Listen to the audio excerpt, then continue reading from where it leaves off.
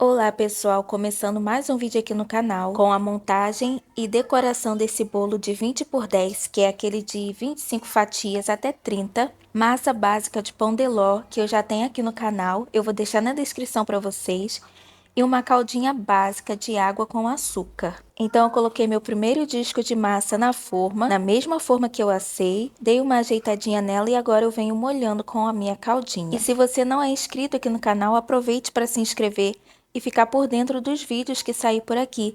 Compartilhe esse vídeo com quem gosta do mesmo assunto e deixe o seu joinha e um comentário também, que eu vou gostar muito de ler. Agora eu venho colocando o meu recheio de coco. Eu tenho aqui no canal, foi o último vídeo que eu coloquei aqui. Eu vou deixar na descrição deste vídeo. Aqui o meu recheio estava morno, não estava em temperatura ambiente e nem gelado. Então eu coloco a minha primeira camada de massa e espalho muito bem. Esse bolo foi uma encomenda que a minha tia fez para a filha dela. E aqui, por enquanto, eu só faço bolo para a família. Não sou confeiteira profissional, mas eu gosto muito dessa área. E você, é iniciante na confeitaria?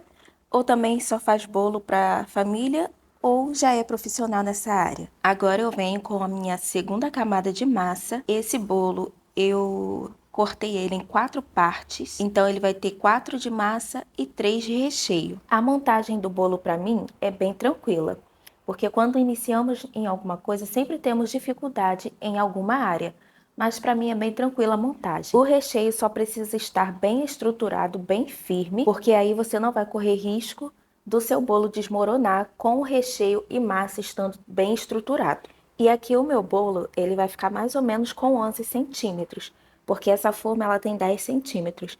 E a minha massa, ela vai passar um pouquinho. Então vai ficar assim de 10,5 a 11 centímetros. Esse plástico que eu uso é aqueles de supermercado, de colocar legumes, tá? Eu comprei um rolinho e deixei guardado aqui em casa. Quando eu preciso, eu sempre tenho. Gosto de cobrir o recheio assim que eu termino de fazer também com ele. Levei o meu bolo para a geladeira assim que eu terminei a montagem, de um dia para o outro. E agora sim nós vamos para a decoração. Tirei o meu bolo da geladeira no dia seguinte, que estava bem gelado. Já fui preparando o que eu ia precisar. Já tinha batido o chantilly. A minha dificuldade é com o chantilly, mas graças a Deus parece que eu estou conseguindo vencer essa etapa. E olha como ficou bonito esse bolo, bem estruturado, bem firme, o recheio bem uniforme e a massa também. Gostei bastante. Então eu sempre gosto de passar a espátula em volta só para dar uma acertadinha no recheio. E eu venho passando a pré-camada. Aqui eu não hidratei. A pré-camada eu não faço hidratação, eu passo com ele poroso mesmo. Esse bolo eu pensei no tema bem delicado, porque a minha prima é bem delicada, sabe?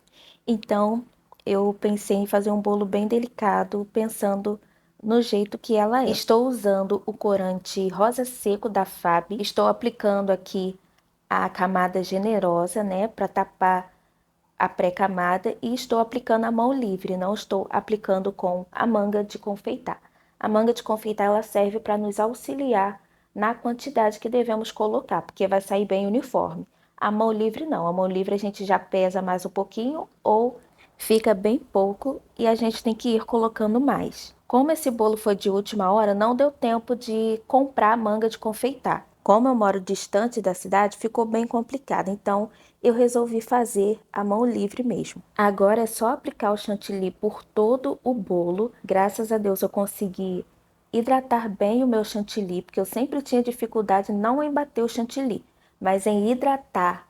Eu tinha medo de perder o ponto, ele ficar muito mole, e eu sempre deixava ele poroso. Então dessa vez eu decidi focar mais e eu consegui. Porque desde o início que eu comecei esse canal, eu venho falando que a gente tem que treinar, porque a prática leva à perfeição. Então se a gente não treinar, a gente não vai conseguir chegar aonde a gente deseja. Além de assistir os vídeos ensinando, a gente tem que praticar, porque só vendo a gente não vai aprender.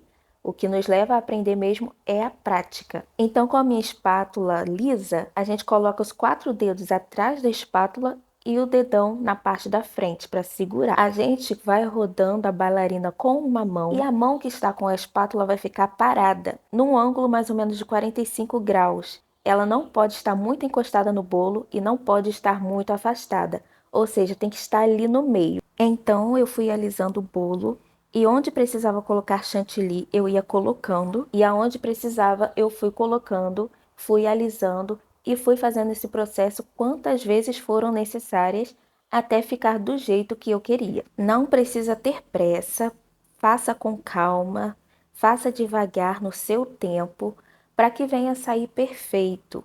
Porque as coisas na correria não fica tão legal. Vamos fazer com calma, ainda mais quem não tem tanta prática. É preciso calma para ficar bonitinho. Uma coisa importante também.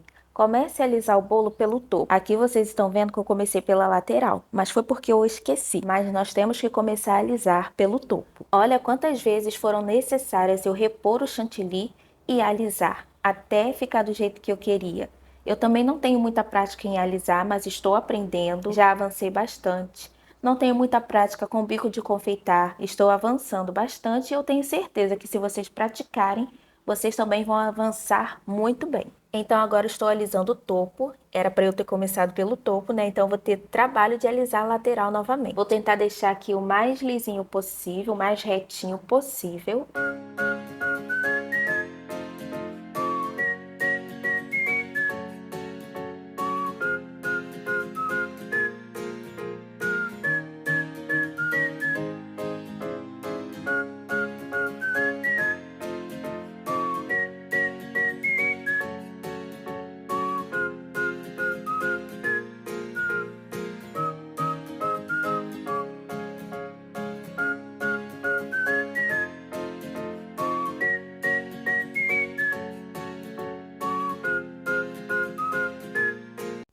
Agora chegou a hora de fazer as quinas. Eu pego a minha espátula, coloco a metade para fora e a metade fica dentro do bolo.